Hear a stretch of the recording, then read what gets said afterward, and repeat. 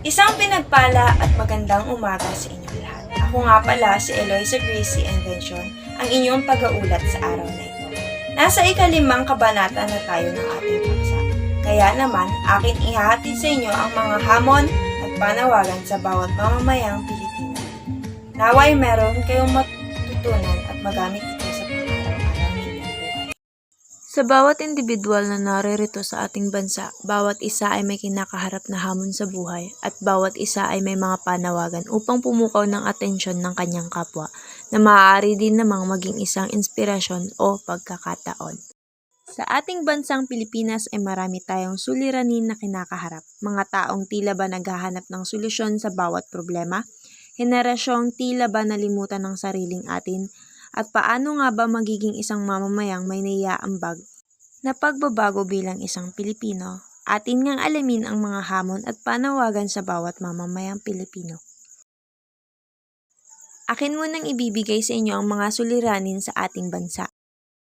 Una, kahirapan, na kung saan marami ang mga Pilipinong salat sa buhay, hindi makakain ng tama at walang sapat na pantustos para sa pang-araw-araw na buhay.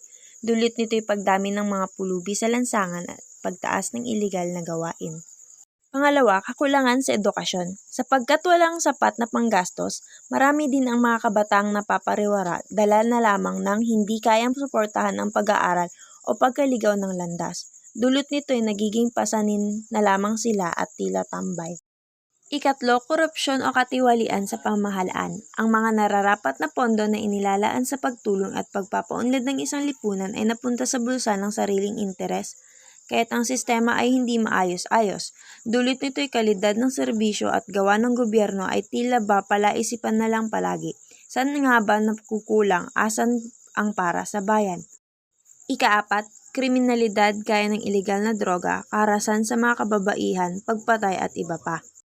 Kabi-kabilang krimen, bawat araw may isyong pag-uusapan, na kung saan ang bayang dapat ay silbing tahanan ay tila ba isa ng kinakatakutan.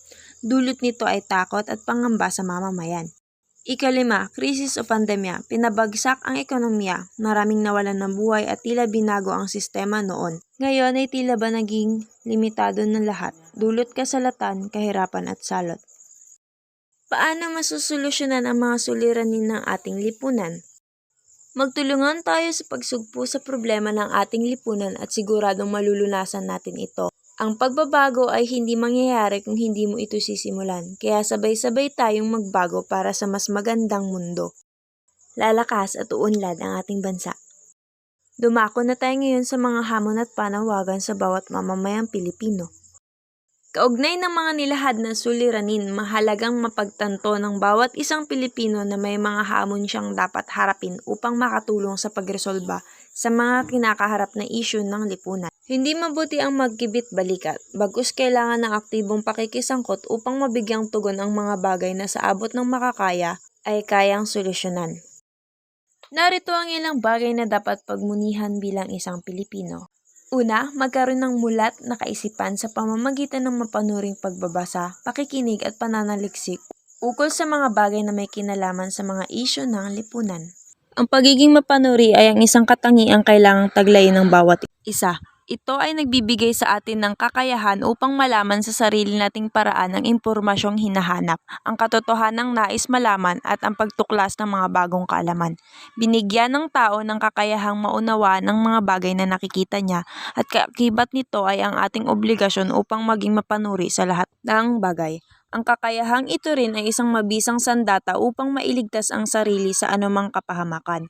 Kung kaya nating matukoy ang mga bagay sa pamamagitan ng pagsipat at pag-aaral sa mga ito ng mabuti, makakaligtas tayo sa anumang peligro. Paano nga ba maging isang mapanuri? Andito ang mga paraan na aking maibibigay.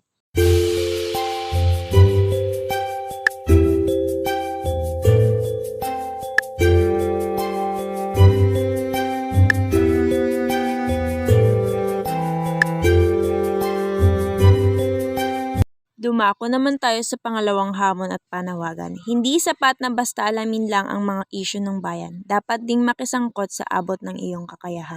Paano nga ba makikisangkot sa issue ng bayan? Madali lang naman. Sa mga simpleng issue ay maaari tayong makatulong gaya na lamang ng mga issues tambak na basura o sa mga aktibidad sa bayan na kinakailangan ng tulong para ito ay maidaos.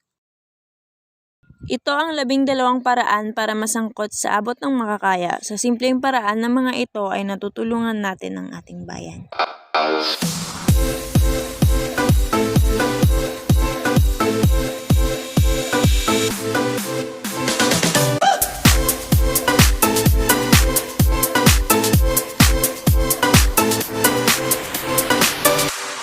Dumako tayo sa ikatlong hamon at panawagan. Tumulong din sa pagmumulat at pagpapaabot sa iba ng mga nalalaman na nang sa gayon ay mas malawak ang mararating ng mga bagong kaalamang iyong natutuhan. Bilang isang kabataan, hindi lamang nararapat na magkaroon tayo ng kaalaman, bagkus nararapat din nating ibahagi sa iba na maaaring maging inspirasyon sa kanila. Di ba kay gandang makatulong sa iba, hindi man pera kundi gawa? Halimbawa na lamang ng mga nalaman mo sa isang panitikan. Sa gitna ng modernisasyon, paano mo lalong mahihikayat ang kapwa mo kabataan na maging mapanuri at nag-iisip ng kritikal sa pamamagitan ng panitikan? Maraming mga paraan upang mahikayat ang mga kapwa ko kabataan na maging mapanuri at mag-isip ng kritikal sa pamamagitan ng panitikan. Mayroong iba't ibang medium tulad ng telebisyon at print media na kung saan ay maaari nilang mapanood o mabasa ang mga sikat na mga panitikan. Magbibigay ito sa kanila ng kaalaman sa mga pangyayari sa ating kapaligiran. Sa pamamagitan ng pagbabahagi ng mga librong nagustuhan ko at pagbibigay ng mga rekomendasyon na maaari magustuhan rin nila. Ikahuling hamon at panawagan. Igpawan ang individualistikong tendensiya at subuking maging kolektibo sa diwa at sa gawa. Sa pamamagitan nito, lubos kang makikibahagi hindi para sa personal mong interes kundi para sa kabutihan ng nakararami. Ang paggawa ay resulta ng pagkilos ng tao na may layuning makatugon sa pangangailangan ng kapwa. Ang paggawa ay higit sa pagkita lamang ng salapi. Tunay na pinakamataas na layunin ng paggawa ay ang pagkamit ng kaganapan bilang tao. Hindi mainam na mag-isa ang tao, bibigyan ko siya ng makakasama at makakatulong base sa Genesis 2:18. Ito ang dahilan kung bakit ang tao ay may kapwa, sapagkat hindi siya mabubuhay ng mag-isa. Ang bawat tao ay may pananagutan sa kanyang kapwa. Mahalaga sa pagkatao ang pagkilala ng tao na kailangan niya ang lipunan dahil binubuo siya ng lipunan at binubuo niya ang lipunan, ayon kay Manuel Lee. Nagkakaroon ng saysay ang kanyang buhay kung ito ay ginagamit ng makabuluhan tuwing siya ay nagbabahagi ng kanyang sarili para sa kapwa.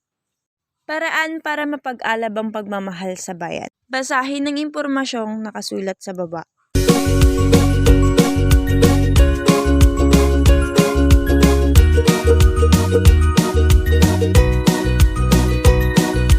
Ito naman ang impormasyon kung paano may itataas ang kamalayan sa kalagayan ng lipunan ng higit na mapagmalasakitan ang bayan.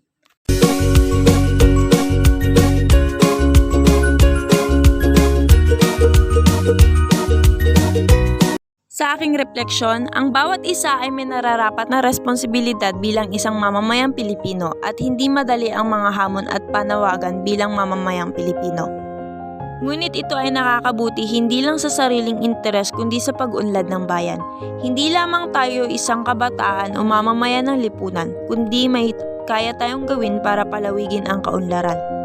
Dulot nga ng kasalukuyang issue, ang pandemya, maraming nagbago at tunay ngang napakaraming issue ang naglipana. Kaya bilang isang mamamayang Pilipino, ang aking hamon at panawagan sa bawat isa ay matutong magpasakop sa ating pamahalaan at mga nakakatanda upang kinabukasan ay garantisadong tagumpay. Marapat din na tayo ay gumawa para sa ikauunlad ng lahat at higit sa lahat magtiwala sa Diyos na may kontrol ng lahat. Ngayon nga ang alam na natin ang mga hamon at panawagan bilang mamamayang Pilipino. Naway magamit natin ito hindi lang sa sariling interes, kundi sa pagtulong sa ating lipunan. Tandaan, ang pagbabago ay magsisimula sa iyo. Kaya tara, atin ang baguhin ang ating lipunan. Maraming salamat sa pakikinig sa aking ulat. Mag-ingat kayo lagi at God bless you.